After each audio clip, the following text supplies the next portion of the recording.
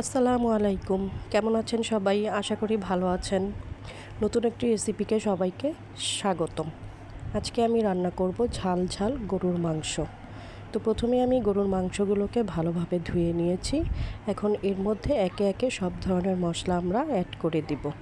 তো প্রথমেই আমি দিয়ে দিচ্ছি পেঁয়াজ কুচি।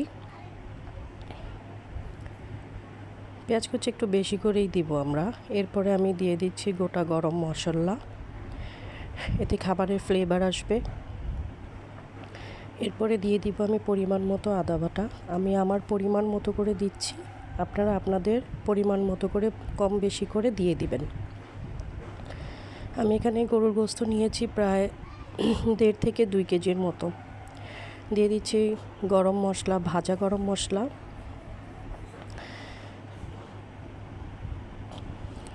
তারপরে আমি এখানে অ্যাড করে দিব জিরা গুঁড়া।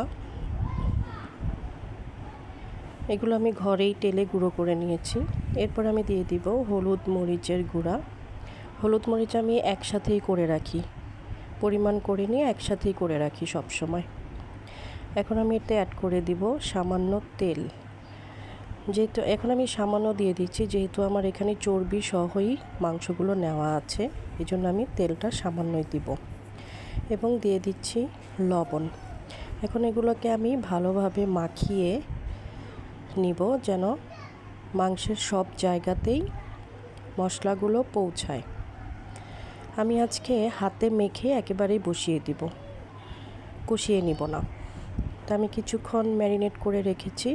এবার আমি চুলাটা অন করে দিব। অন করে আমি রান্না করে নিব।